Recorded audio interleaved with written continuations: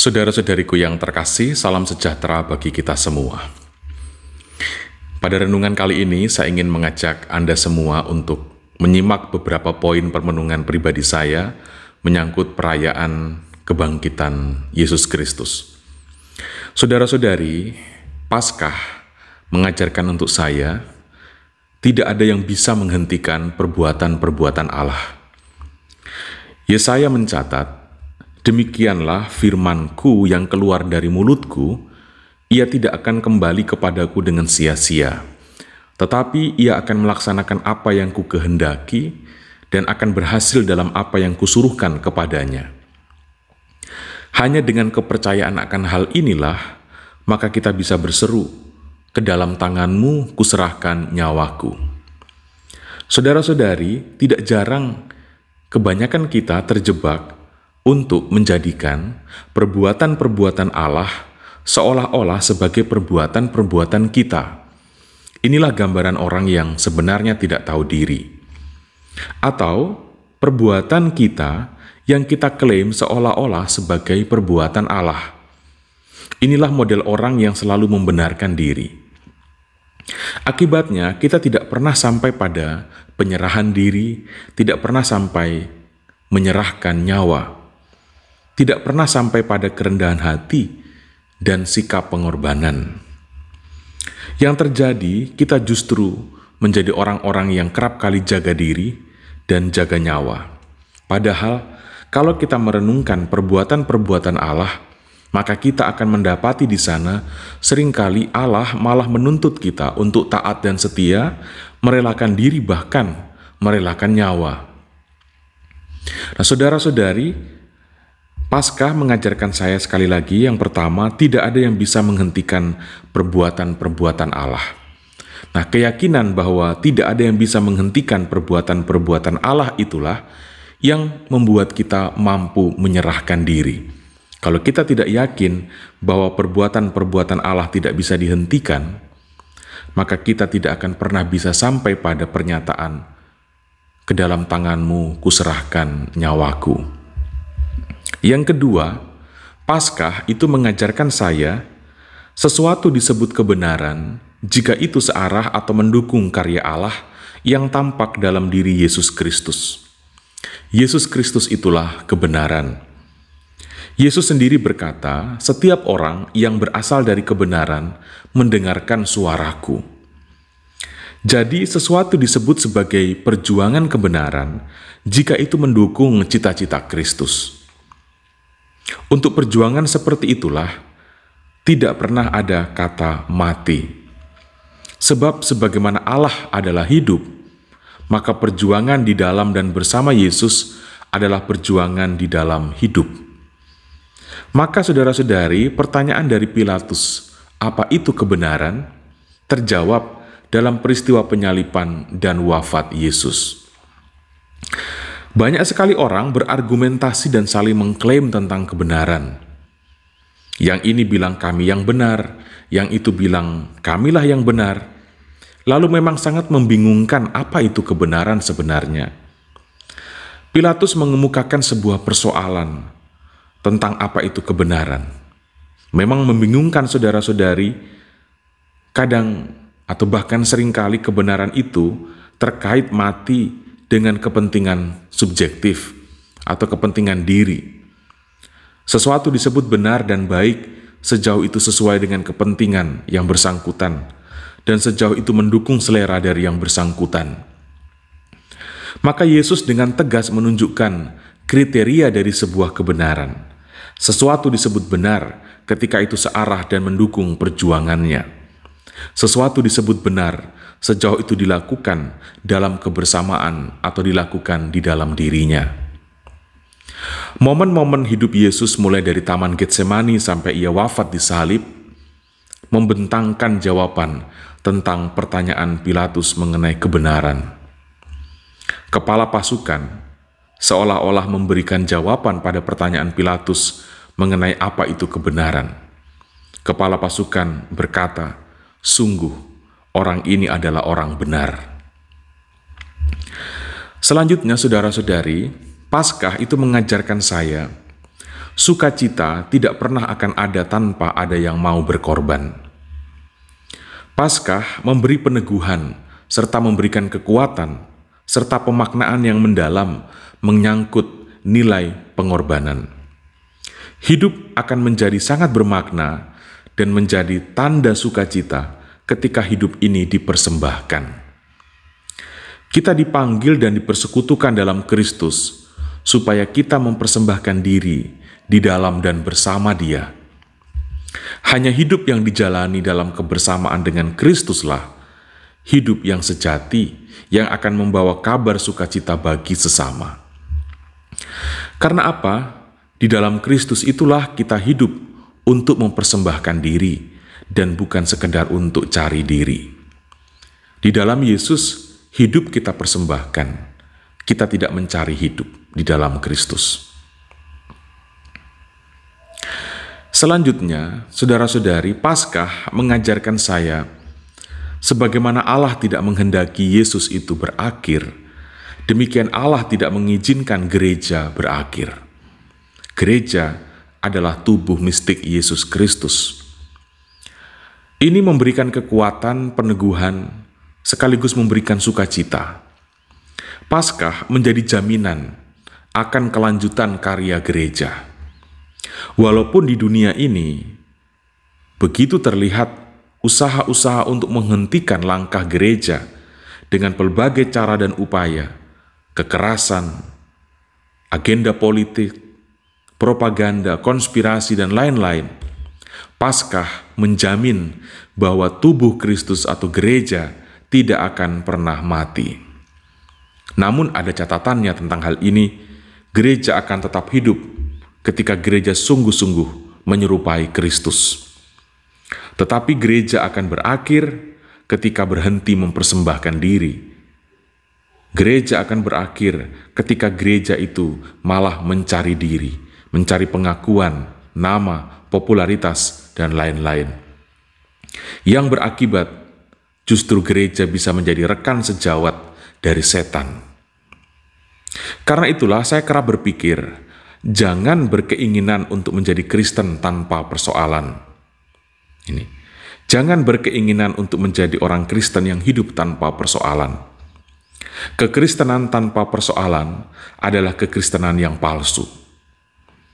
Gereja menjadi sungguh-sungguh tubuh Kristus ketika rela diludahi, rela disangkal, dikhianati, disalibkan, bahkan rela dihabisi. Paskah mengajarkan pertahanan gereja bukanlah berasal dari kekuatan manusiawi, tetapi dari kekuatan Allah sendiri. Dan kekuatan Allah bukan terlihat dari kekerasannya, tetapi terlihat dari penyerahan dirinya.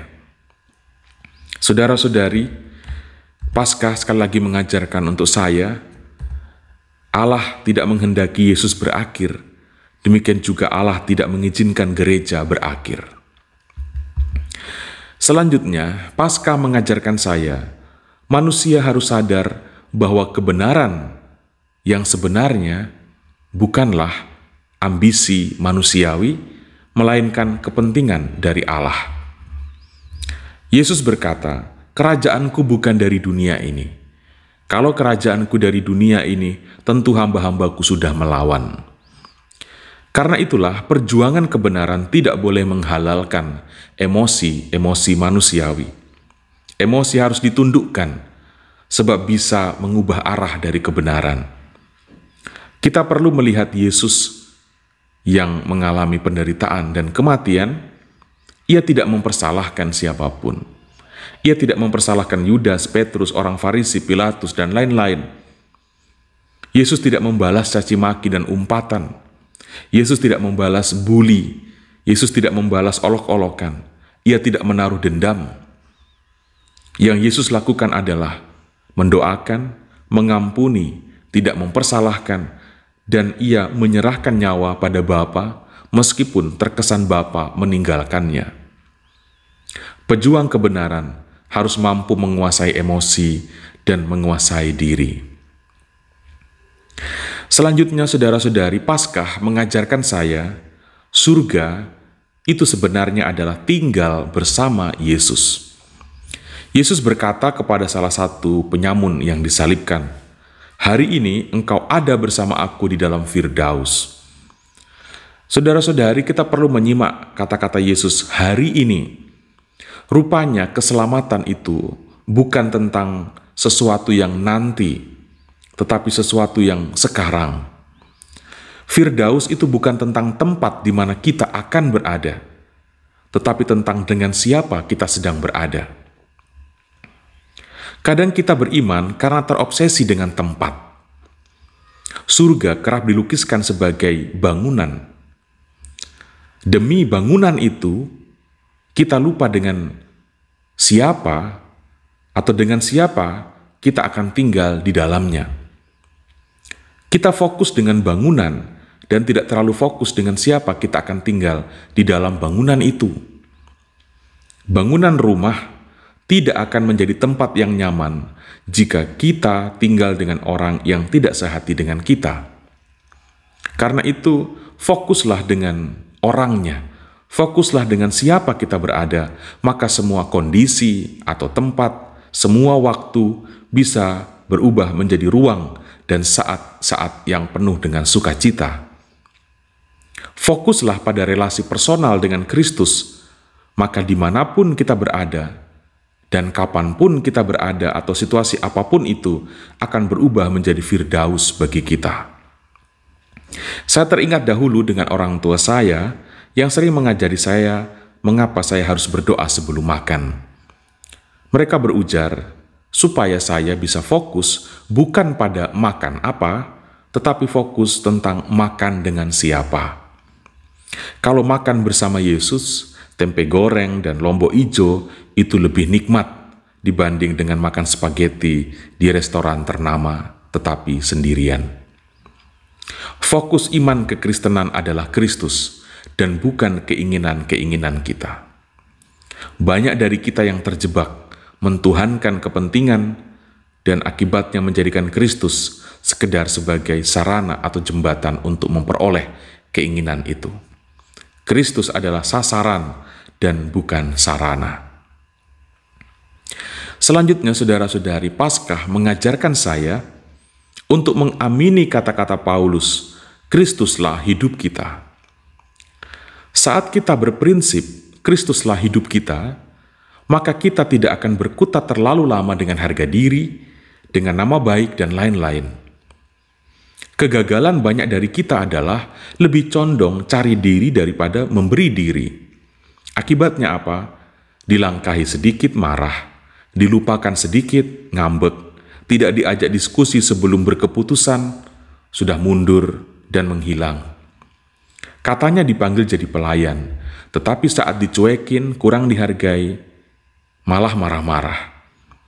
Banyak dari kita yang mentuankan diri di balik kata pelayanan. Saudara-saudari, Paulus mengajarkan, carilah perkara di atas di mana tempat Kristus itu berada. Selanjutnya, Paskah mengajarkan saya tunduk pada magisterium. Peristiwa Maria Magdalena yang diperintahkan oleh Yesus untuk menyampaikan kebangkitannya kepada para muridnya adalah sebuah pernyataan biblis tentang wibawa rasuli.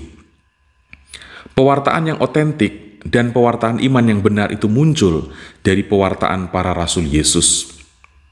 Dan hari ini, suksesi rasuli itu ada dalam diri para uskup kita. Ketaatan pada uskup perihal iman gereja adalah ketaatan pada pewartaan para rasul itu sendiri.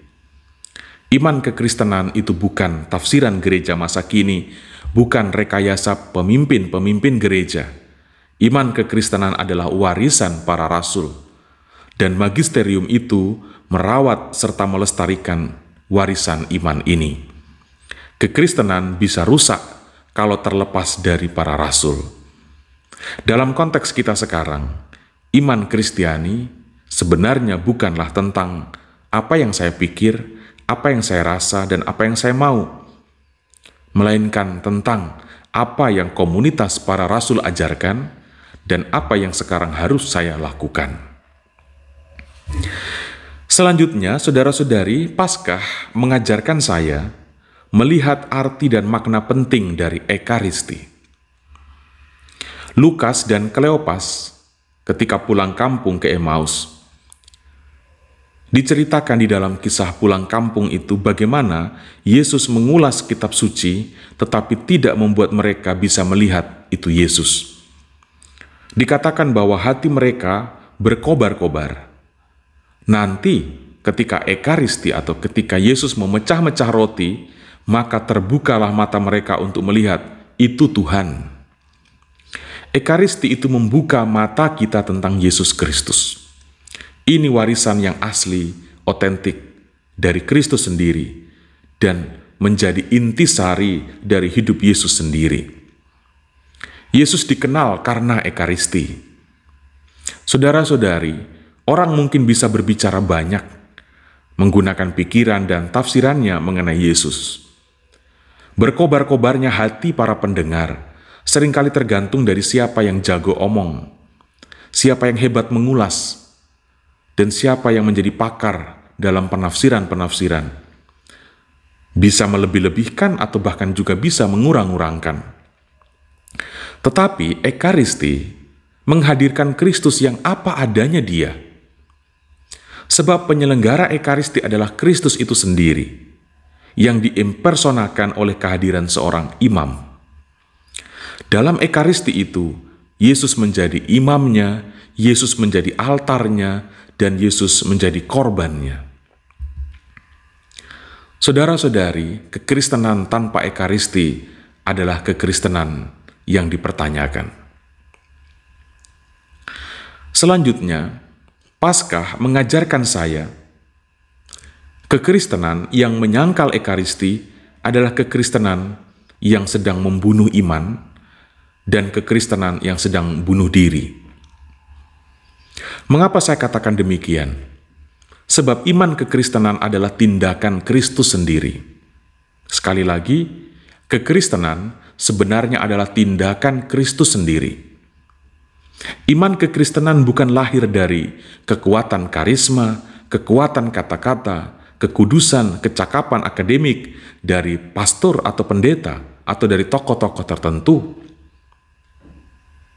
Maka jika ada komunitas yang menyebut diri komunitas Kristiani, tetapi menolak dan menyangkal atau antipati dengan Ekaristi, komunitas itu memiliki potensi menjadi komunitas yang cari diri dan bukan menjadi komunitas yang mempersembahkan diri seperti Kristus. Ekaristi menghadirkan Kristus lebih dari sekedar kata-kata khotbah dan tafsiran biblis. Ekaristi menghadirkan Kristus lebih dari sekedar retorika tentang iman. Nah, saudara-saudari, itu 10 poin pemaknaan saya menyangkut perayaan kebangkitan Kristus. Saya berharap semoga beberapa poin ini dapat menemani Anda untuk menambah kasanah pemahaman menyangkut perayaan Paskah. Saya berdoa semoga Anda tetap setia dalam iman kekatolikan dan setialah juga di dalam Ekaristi.